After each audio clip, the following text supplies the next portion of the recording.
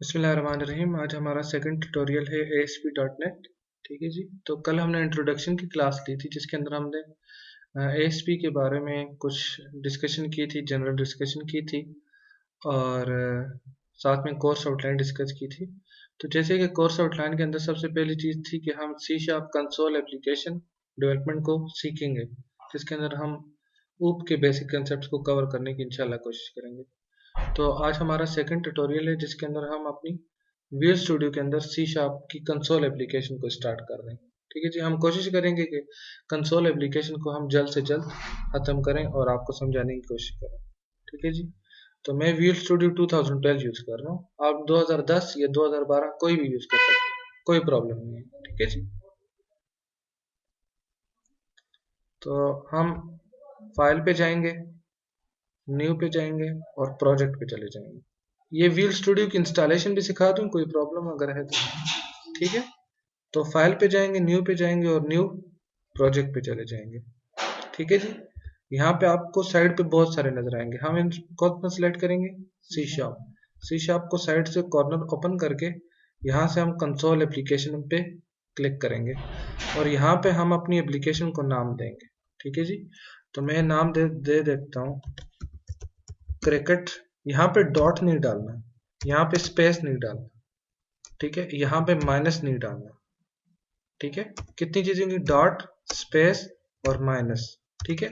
यहाँ पे स्लैश भी मत डालना, यहाँ पे तुम अंडरस्कोर डाल सकते हो। ठीक है। तो मैं लिखता हूँ क्रिकेट कंसोल क्लासेस, मतलब आपका प्रोजेक्ट था क्रिकेट वाला ना। और उसके बाद उसको लोकेशन मैंने देखो डी ड्राइव के अंदर मैंने एक फोल्डर बनाया हुआ है विजुअल स्टूडियो 2012 और उसके अंदर में आपकी ये वाला प्रोजेक्ट उसके अंदर सेव हो जाएगा। आप अपनी मर्जी के साथ ब्राउज करके कोई भी जगह दे सकते हो, देखो कोई भी जगह। ठीक है। और मैं ओके पे क्लिक कर देता हूँ। ठीक है जी। जब मैंने ओके पे क्लिक किया तो ये सारी कुछ विंडो मेरे सामने ओपन हो गई। ठीक है जी। तो मैं क्या करता हूँ, देखो सबसे पहले कंसोल क्रिकेट कंसोल क्लासेस। ठीक है। ये मेरे मेन सॉल्यूशन की फाइल है, मेन जो फाइल है मतलब जो मेरा मेन प्रोजेक्ट है। उसके बाद सबसे पहले तो मैं इसको रन करके आपको दिखा देता हूँ कि क्या चीज़ बनी हुई है। तो जब देखो मैंने रन किया तो कौन सी एप्लीकेशन रन हुई। तो सबसे पहले जाकर जरा चेक करते हैं मेन सॉल्यूशन की प्रॉपर्टीज में जाकर।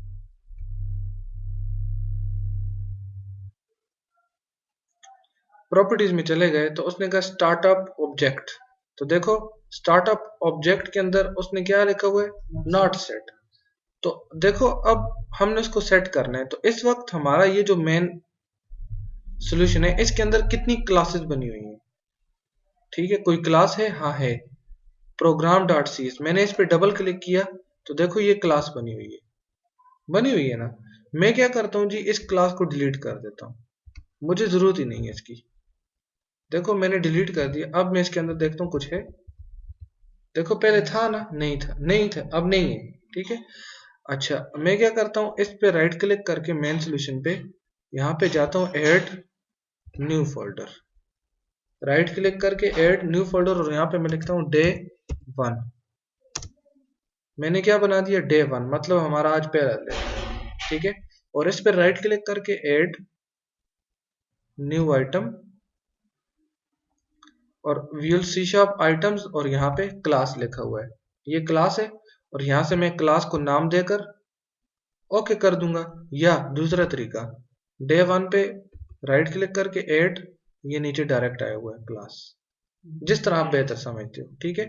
और यहाँ पे मैं इसको मिटाकर मैं यहाँ पे नाम लिख लेता हूँ एडिशन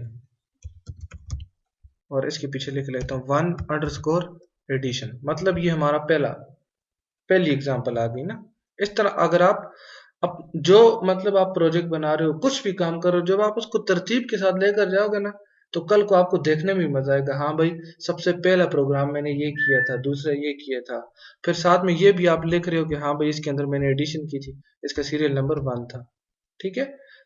आगे आप डॉट CS भी लिख सकते हो, अगर नहीं लिखते तो कोई प्रॉब्लम नहीं है, क्योंकि आप ऑटोमेटिकली पीछे से C# के साथ ही आए हुए। डॉट CS का मतलब होता है C#। ठीक है। नहीं नहीं, डॉट सी एस, सी शॉप। अगर डॉट वी भी लिखोगे तो व्यूल बेसिक, ठीक है जी। और मैं ऐड पे क्लिक कर देता हूँ।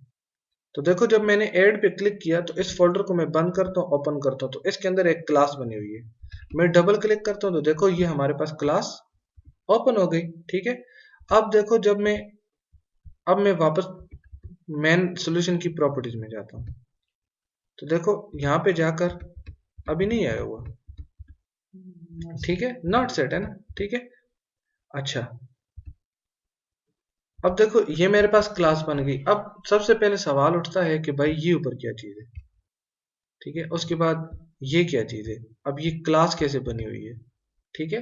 तो ये कुछ बेसिक क्वेश्चंस हैं। तो अगर मैं टोटल ओवरव्यू आपको दूंगा ये साइडों वाली चीजों पे, ये शो कैसे होती है, लेट्स सपोज ये क्लास में कर लो, ठीक है। मतलब जब आप प्रोजेक्ट रन करो तो सामने कुछ भी आपको शो ना हो रहा हो, ठीक है। मतलब इस तरह,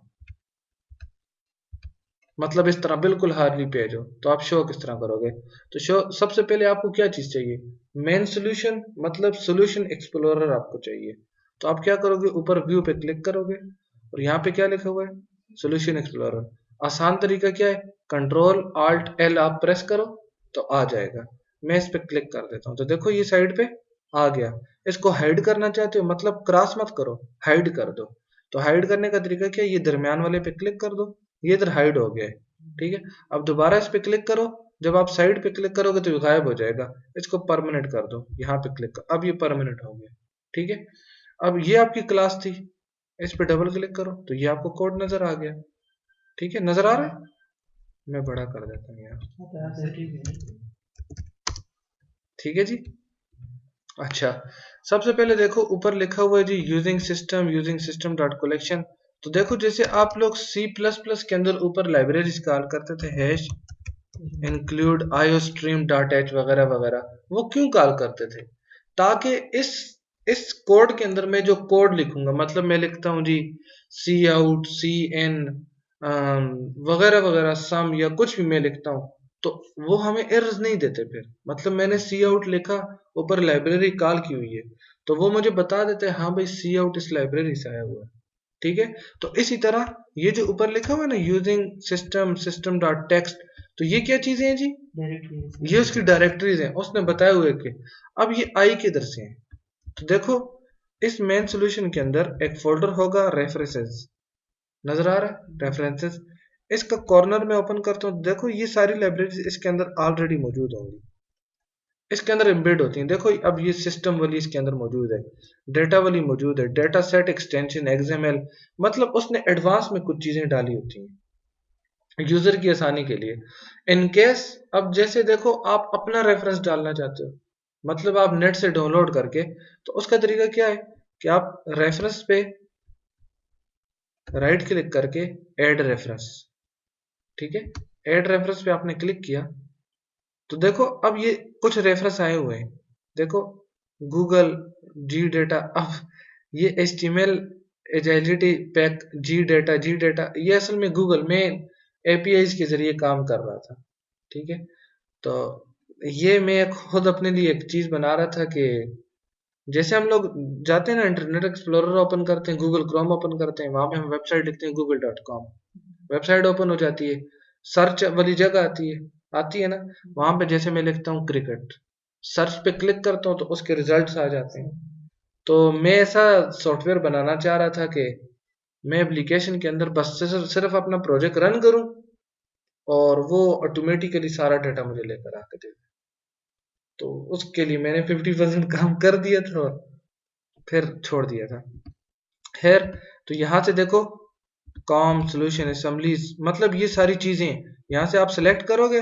देखो जैसे कॉम के अंदर मैं जाता हूँ और यहाँ पे चलो यही चीज उठा लेते हैं ब्राउज के अंदर, मतलब जो चीज आपको चाहिए ना आप यहाँ पे सर्च कर सकते हो, जो लाइब्रेरी आपको चाहिए, ठीक है। तो जैसे अब ये एक लाइब्रेरी है गूगल जी डेटा, मैंने इस पे क्लिक किया, अब देखो ये क्या यहाँ पे मौजूद है, ये वाली नहीं है ना। अब देखो इसको मैंने सिलेक्ट कर दिया और मैं ओके करता हूँ, ओके मैंने किया तो ये देखो ऐड हो गई, तो देखो साइड पे आ गई ना।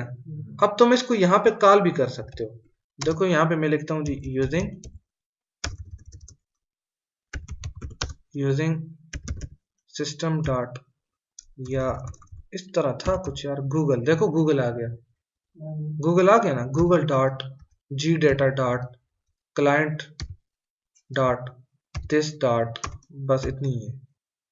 मतलब देखो, अब अगर यहां से मैं ये रेफरेंस डिलीट कर दूं, मैंने रिमूव कर दिया, अब ये मुझे एरर देगा, ये देखो। अब देखो मैं इसको मिटा देता हूँ, अब वहां पे रेफरेंस मौजूद है, नहीं मौजूद ना। अब यहाँ पे मैं लिखूँ ना यूजिंग गूगल, अब देखो गूगल आया नीचे, नहीं आया ना, पहले आ रहा था ना। अब देखो मैं डॉट प्रेस करता हूँ,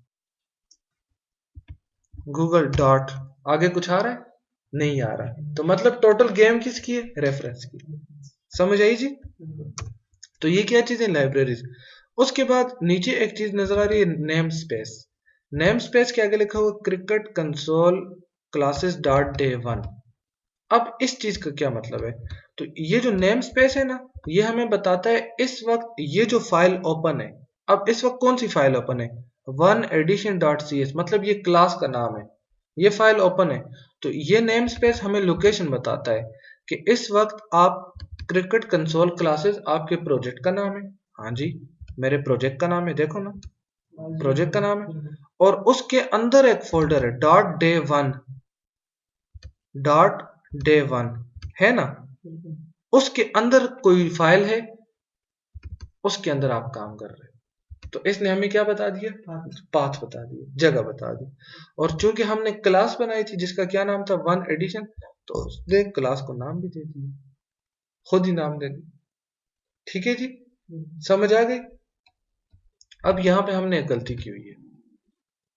गलती क्या की थी हमने, मैं इसको डिलीट करूंगा। गलती हमने क्या की थी, क्लास का नाम आप जब भी लिखोगे तो उसके स्टार्ट में आप कोई नंबर नहीं लिखोगे,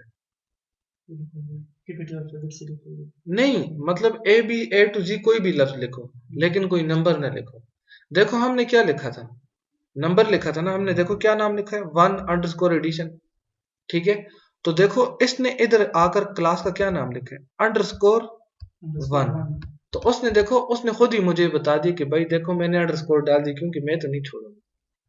तो ये कल को जब हम इस क्लास के नाम को बार बार यूज करेंगे तो हमें फिर मसला होगा, यार देखो मैं डायरेक्ट नाम लिखता हूँ जी एडिशन, तो मुझे आसानी होती है, लेकिन पहले फिर मुझे डालना पड़ेगा अंडरस्कोर फिर वन, तो ये मुश्किल हो जाता है ना, मुश्किल हो जाता है ना। तो मैं फिर क्या करूंगा, मैं इस क्लास को डिलीट ही कर देता हूँ, इससे बेहतर ये नहीं बना देते हैं ना, एड न्यू क्लास, इतना टाइम तो नहीं लगता।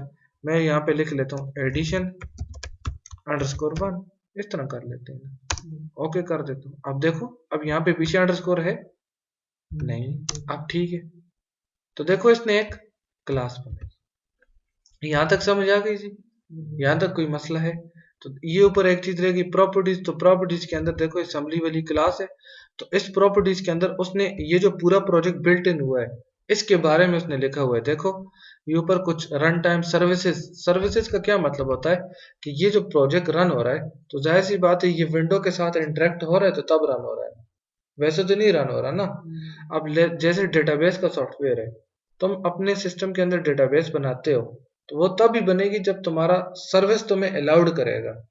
ठीक है, अब सिंपल सी एक एग्जांपल, मुझे जी नोमान को कॉल करनी है जी, अब नोमान का नंबर है टेलीनार का, अब टेलीनार की सर्विस ही नहीं आ रही, सिग्नल ही नहीं आ रहे, मतलब अक्सर लोग ये आज सर्विस बंद है यार, यही कहते हैं ना।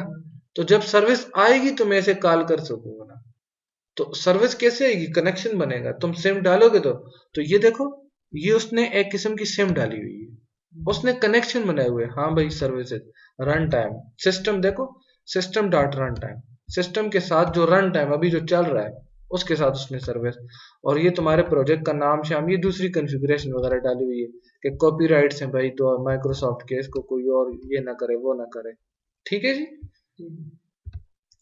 अच्छा, अब वापस आते हैं जी अपनी क्लास की तरफ। ठीक है, ये नीचे एक चीज रह गई ऐप डॉट कन्फिग, इसको भी ओपन करके आपको दिखा देता हूँ।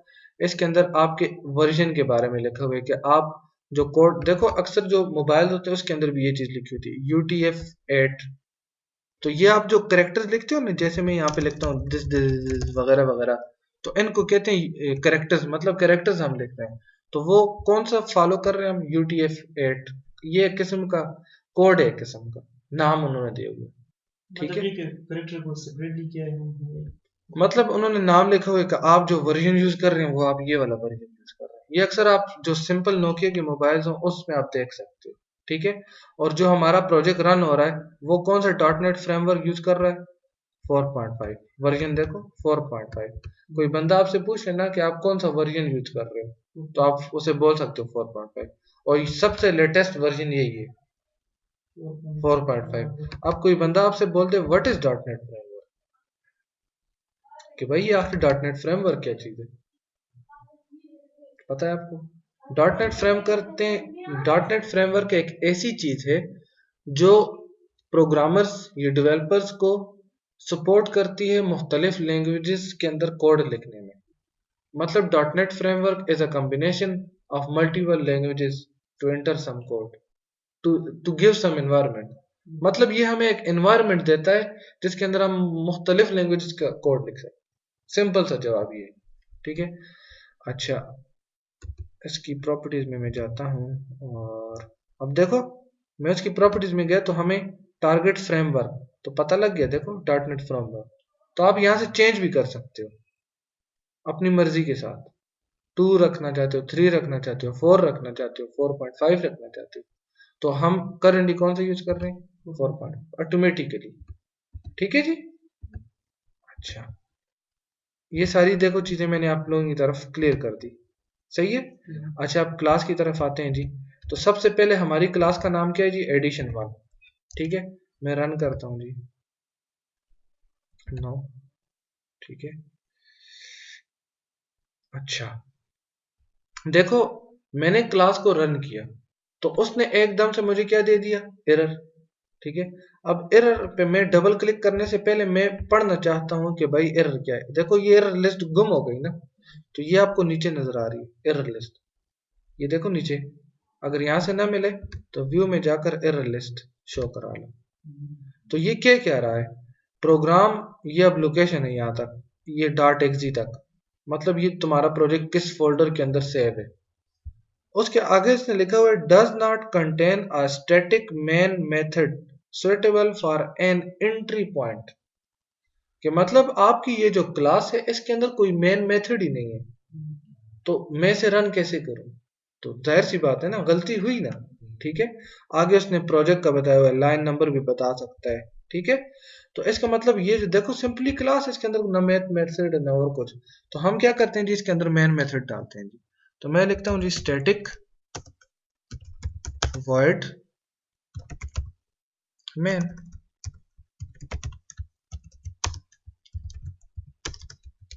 तो अब देखो मैंने मेन मेथड डाल दिया, ठीक है। अब मैं रन करता हूँ, अब रन हुआ है जी। लेकिन देखो रन हुआ कुछ टाइम के लिए, स्क्रीन वो ब्लैक सी आई और चली गई, मतलब रन हो गया, ठीक है। तो अब ठीक है जी, सही है। अच्छा, अब मुझे प्रोग्राम लिखना है, ठीक है, एडिशन करनी है। तो सबसे पहले मैं लिखता हूं जी एडिशन, मैंने सिंपल लिखा एडिशन। अब इस चीज को मुझे कमेंट करना है, तो कमेंट करने के दो तरीके हैं, तीन तरीके हैं। पहला तरीका है इसको सेलेक्ट करो और ये ऊपर लिखा होगा कमेंट आउट अनकमेंट, कमेंट पे क्लिक करो। अगर आप व्हील स्टूडियो 2010 यूज कर रहे हो तो उसके लिए अलग वो चीज है, शायद आप देखो होगा, इस तरह की लाइनें होती है, ठीक है। तो मैं इस कमेंट पे क्लिक करता हूँ तो देखो इसने लाइन ऑफ कोड कमेंट कर दिया। दूसरा तरीका क्या है जी, कि आप इसके पीछे खुद ही लिख लो डबल स्लैश, तो ये कमेंट हो जाएगा। तीसरा multi line comment, asterisk asterisk slash और कट करके आगे पेस्ट कर दो तो ये कमेंट हो गया। मल्टी लाइन कमेंट्स इनको कहते हैं, ठीक है। और आखिरी तरीका जो मेरा फेवरेट है, कि शॉर्टकट मतलब ना, इसको सेलेक्ट करके मैं प्रेस करता हूँ कंट्रोल के सी, तो ये कमेंट हो गया, ठीक है। मैं यहाँ पे नीचे लिख लेता हूँ कंट्रोल प्लस के प्लस सी, ठीक है। देखो इसके ऊपर कर्सर लेकर जाओ तो वो नीचे लिखा हुआ है ना कंट्रोल के कंट्रोल सी, और अनकमेंट करने के लिए अब देखो इस लाइन को अनकमेंट करता हूं, सिलेक्ट किया, कंट्रोल के यू, देखो सिंपली कंट्रोल का बटन दबाया हुआ है ना, कंट्रोल का बटन दबाया हुआ है, के सी कमेंट हो गया, कंट्रोल के और यू अनकमेंट हो गया। सिंपली शॉर्टकट बंदा यूज करे तो अच्छा है ना, ठीक है। और अनकमेंट करने के लिए फिर बंदा क्या करे जी, सिंपली आगे यू प्रेस करते जी, ठीक है जी। ये तो कुछ मतलब ये बेसिक चीजें हैं, सही है जी। अच्छा उसके बाद अब मुझे एडिशन करनी है, तो मैं दो वेरिएबल लेता हूं जी, मैं लेता हूं जी इंट x इक्वल टू 10, ठीक है। अब चूंकि ये वीबी नहीं है तो वीबी के अंदर आप लोग लिखते थे dim x as integer equal to 10, इस तरह लिखते थे और आगे सेमी कॉलन भी नहीं होता था। लेकिन यहाँ पे जैसे आप C++ के अंदर लिखते थे इंट x इक्वल टू 10, ठीक है। और दूसरा वेरिएबल मैं लेता हूँ इंट y, हाँ जावा में भी इस तरह है, ठीक है। हाँ आप लोगों ने पढ़ी हुई है ना यार, ठीक है। और नीचे में एक और वेरिएबल लेता हूँ int result equal to x plus y, ठीक है। अब मुझे इसको प्रिंट आउट करवाना है, मतलब रिजल्ट शो करवाना है। तो आप C++ में क्या लिखते थे, सी आउट रिजल्ट, इसी तरह लिखते थे, सेम टू सेम ना। लेकिन चूंकि ये क्या है, सी शार्प है, तो आप यहाँ पे मैसेज शो करवाने के लिए या रिजल्ट प्रिंट आउट कराने के लिए लिखोगे console dot write line brackets. अब अगर तुम्हें मैसेज शो करवाना है तो तुम इसके अंदर डबल कोट्स डालो, स्ट्रिंग, इन डबल कोट्स को मैं हमेशा क्या कहता हूँ, स्ट्रिंग, ठीक है। तो यहाँ पे लिख लो रिजल्ट इज, ठीक है, सेमीकोलन, यहाँ पे लिखो कंसोल डॉट राइट लाइन और इसके अंदर रिजल्ट। तो अब देखो, अब जैसे यहाँ पे क्या लिखते थे, अब मैसेज अगर शो करवाना है, सी आउट कराना है, तो ऐसे नहीं लिखते होते थे। और अगर कोई वैल्यू प्रिंट करानी तो ऐसे नहीं लिखते थे, ऐसे सादा। तो देखो सेम सेम ना, यहाँ पे मैंने मैसेज शो करवा दी, यहाँ पे रिजल्ट उसे दे दिया, ठीक है। अब मैं इसको रन करता हूं, ठीक है। तो स्क्रीन ब्लिंक हुई और चली गई। तो अब जैसे C++ के अंदर हमें स्क्रीन पास करने के लिए क्या लिखना पड़ता था, सिस्टम पास। तो यहां पे हम क्या लिखेंगे, कंसोल डॉट रीड लाइन, ओए नीचे लिखते हैं, ठीक है जी, कंसोल डॉट रीड लाइन। अब मैं रन करता हूं तो देखो जी स्क्रीन पास हो गई, क्या लिखा हुआ है, रिजल्ट इज 25। तो देखो 10 + 15 25, सिंपल है, ठीक है। अब देखो, अब मुझे अपने कोड को फास्ट बनाना है, अब बड़ा हो के आ गया यार। असल में मेरे पास वो माउस होता है तो वो व्हील के जरिए बंदा आसानी के साथ कर लेता है, अरे कर लेंगे कोई मसला, ठीक है। अब देखो यहाँ पे मैंने दो दो लाइन ऑफ कोड लिखा है कि एक लाइन में मैसेज है और नीचे वाली लाइन में रिजल्ट है।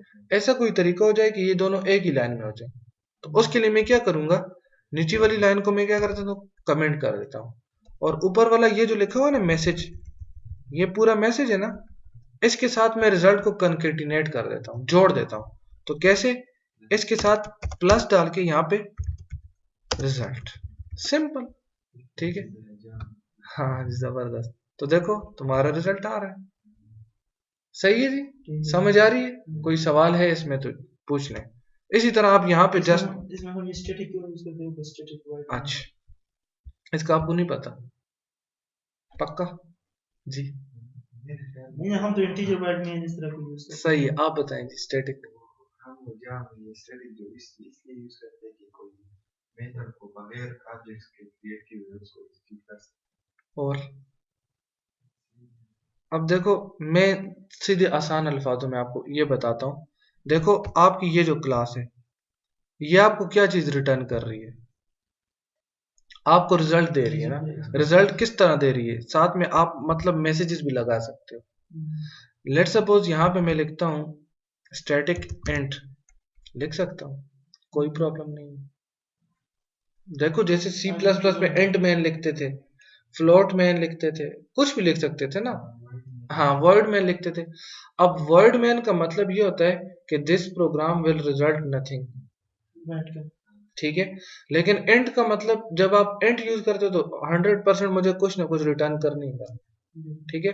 अब देखो अगर मैंने यहाँ पे एंड लिखा है तो मुझे नीचे यहाँ पे लिखना होगा रिटर्न समथिंग, कुछ भी, मतलब मुझे यहाँ पे 100% लिखना पड़ेगा। लेकिन चूंकि मैं यहाँ पे वर्ड यूज कर रहा हूँ तो मुझे नहीं करना, तो सेम टू सेम फिर स्टैटिक भी हमें मजबूरन फिर लिखना पड़ता है अगर यहाँ पे वर्ड लिखा तो, आसान अल्फाजों में, आसान बिल्कुल, मतलब मेरा सिंपल सिंपल काम हो रहा है, मैं कोई मतलब बड़ी चीज नहीं कर रहा, बिल्कुल बेसिक पे काम लगा हूं। मतलब देखो, आप सिंपल से आपको एग्जांपल दो, आप लोगों ने सी शार्प के विंडोज फॉर्म पे काम किए, ये वीबी के, जहाँ पे आप बटन शटन लगाते थे। डिजाइन तो देखो जब आप बटन पे डबल क्लिक करते हो ना तो वो बटन के कोड पे चला जाता है, इवेंट क्रिएट होते हैं। बटन की इवेंट पे चला जाता है ना। तो एक होती है चीज पब्लिक और एक होती है प्राइवेट। पब्लिक का क्या मतलब होता है कि ये चीज सब पूरे प्रोजेक्ट में किसी भी क्लास के लिए अवेलेबल है, ठीक है। और प्राइवेट का क्या मतलब है, वो सिर्फ उसी जगह पे उसी क्लास के अंदर अवेलेबल है। तो बटन पे जब हम क्लिक करते हैं, अब जैसे एक बटन है यस और एक बटन है नो, तो यस का मतलब है हाँ, तो यस का जो कोड होगा वो सिर्फ यस ही का बटन काम करेगा या नो का बटन भी करेगा, यस क्या करेगा, यस का करेगा। तो अगर आप गौर से कभी देखना तो यस का जो बटन होता है उसके पीछे जो कोड खुलता होता है वो उन्होंने लिखा होता है इस तरह, प्राइवेट इसी तरह होता है ना, और फिर उसकी अपनी बॉडी होती है, प्राइवेट की बॉडी होती है। प्राइवेट की क्यों होती है कि प्राइवेट के अंदर जो कोड मैं लिखूंगा वो सिर्फ उसी बटन के लिए रहेगा, ठीक है। तो इसी तरह अब देखो यहाँ पे क्या चीज यूज हुई है, स्टैटिक। तो फिलहाल मतलब हम इतना कुछ वो नहीं कर रहे मतलब, ठीक है, सही है जी। अच्छा, ये तो मतलब हमारा बेसिक वो चीज थी, ठीक है। अच्छा, इसके बाद हमारे पास, मैं कमेंट्स के अंदर बता देता हूँ, हमारे पास मुख्तलिफ, आप इस जगह की जगह ऑपरेटर्स यूज कर सकते हो। मतलब हमारे पास अरिथमेटिक ऑपरेटर्स कौन कौन से होते हैं जी, ठीक है जी, कौन कौन से होते हैं जी, अरिथमेटिक ऑपरेटर्स, जैसे आपके पास प्लस माइनस मल्टीप्लिकेशन, हाँ सब्ट्रैक्शन डिवीजन हो गई, ठीक है। और सॉरी इसको कमेंट के अंदर रखना है, ठीक है जी, डिवीजन हो गई। उसके अलावा हाँ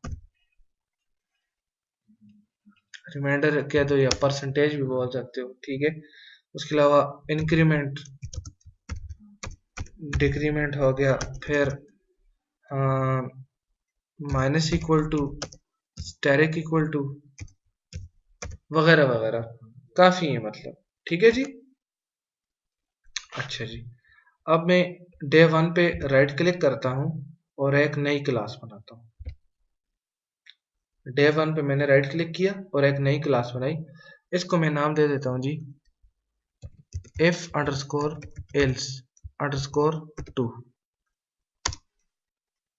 ठीक है जी। अब देखो मैंने एक नई क्लास बना दी, मैं हर टॉपिक के लिए नई नई क्लास बनाऊंगा ताकि बंदा एक ही क्लास के अंदर करूं तो फिर आप कंफ्यूज हो जाओगे, ठीक है जी। अच्छा, मैंने नई क्लास बनाई। अच्छा, तो यहाँ पे मैं लिखता हूँ जी स्टैटिक void main, सही है, स्टैटिक void main। अब ये दूसरा टॉपिक था तो मैंने दूसरी क्लास बनाई। अब इफ एल्स सब हर किसी को आती है, लेकिन सिंटैक्स का बताना जरूरी है। तो मैं दो वेरिएबल लेता हूँ, int a equal to 10 and b equal to 20 if, ठीक है।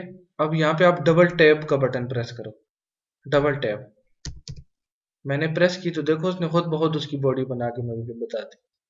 अगर नहीं बनाते तो फिर पूरा लिखना पड़ेगा इस तरह पूरा लिखना पड़ेगा। आसान तरीका क्या है कि आप यहाँ पे लिखो इफ फिर डबल टैप 2 बार प्रेस करो तो वो आ गया। ठीक है, और यहाँ पे देखो अब मुझे इफ एल्स यूज करनी है, if A is less than B. ठीक है, तो क्या करो, मैसेज शो करो console dot write line, message show करना है तो स्ट्रिंग के अंदर हम लिखेंगे A is less than B simply, और नीचे एल्स। फिर मैंने टैब प्रेस किया, एल्स लिखा और टैब प्रेस किया तो उसने खुद बहुत बना दिया। ठीक है, और यहाँ पे ऊपर वाले मैसेज को कॉपी कर लो, नीचे पेस्ट कर लो और यहाँ पे लिख लो ए इज ग्रेटर देन बी। ठीक है, और अब जब मैं इसको रन करूंगा तो जाहिर सी बात है वो स्क्रीन ब्लैंक करेगी और एकदम खत्म हो जाएगी। तो उसके लिए मुझे नीचे फिर क्या लिखना पड़ेगा, कंसोल डॉट रीड लाइन। मिस्री को शो करने के लिए वो राइट लाइन यूज होता है। हाँ, अब देखो मैंने यहाँ पे रीड लिखा ना, तो वो जो नीचे लिस्ट थी वो खत्म हो गई। वो लिस्ट वापस कैसे आएगी, कंट्रोल स्पेस। ठीक है, तो ये देखो नीचे काफी चीजें हैं। ठीक है, तो मुझे रीड लाइन चाहिए। ठीक है जी, अब मैं इसको देखो रन करता हूं तो ये मुझे एरर देगा। अब देखो यहाँ पे कोई एरर नजर आ रहा है, अगर कोई एरर हो तो उसके नीचे लाइन लग जाती है। देखो ऐसे मैंने कर लिया ना, तो ये देखो नीचे लाइन लग गई, क्योंकि ये एरर है ना, मैंने गलत स्पेलिंग लिखी हुई है। ठीक है, लेकिन अभी तो कोई एरर आपको नजर आ रहा है, नहीं आ रहा ना, तो जब मैं इसको रन करूंगा तो मुझे एरर बताएगा। देखना क्या एरर है, हाँ जी देखो एरर आ गया, देयर वाज बिल्ड एरर। तो यस नहीं करना, नो करना है, क्योंकि हमें एरर देखना है ना।